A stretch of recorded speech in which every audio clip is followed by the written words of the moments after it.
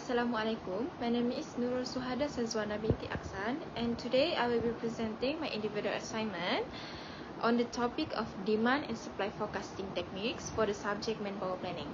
So, for my introduction, forecasting is a critical part of planning for any organization.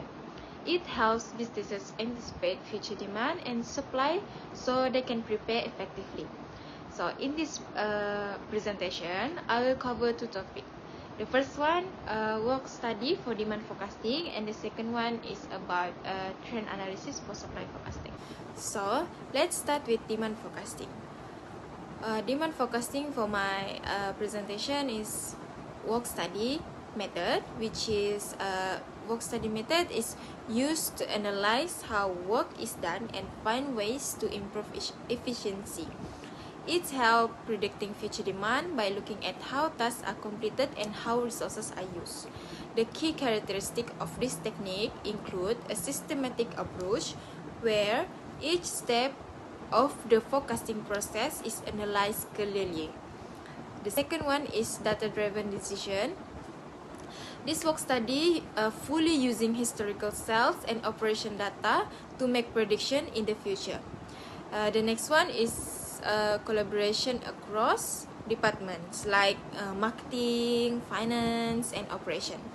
The last one is the use of performance is metrics such as mean absolute deviation to check forecast accuracy.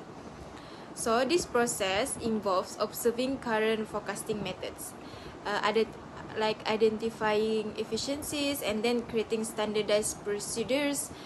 This ensures consistent and accurate prediction. Next, about advantages. The advantages is improved productivity, cost reduction, and standardization of work. However, they also have challenges, which is like employees may resist changes. It can be difficult to keep the data relevant, and it may oversimplify human factor like teamwork or customer service. So now let's move on to supply forecasting. I'm using trend analysis for supply forecasting. So trend analysis looks at historical data to identify consistent patterns that help predict future availability of resources like labor or materials. The key feature of trend analysis it is based on historical data, often collected over several months or years.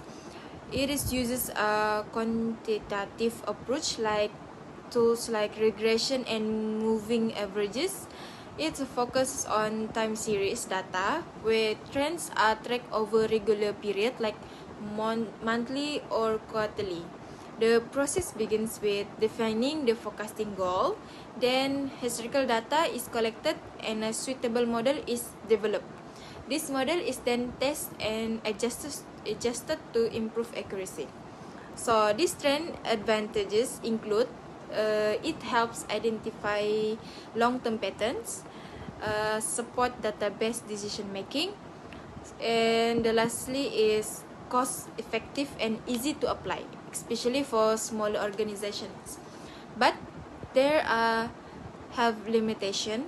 Also, it may not account for external factors like policy changes or market shocks. It's less useful for short-term forecasting, and its accuracy depends on heavily on data quality.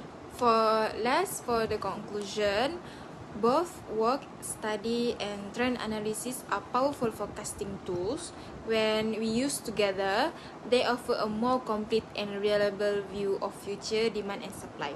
Of course, there are challenges, but with collaboration or proper training and regular updates, these methods can greatly improve planning and operational success. Thank you. That's all for my presentation.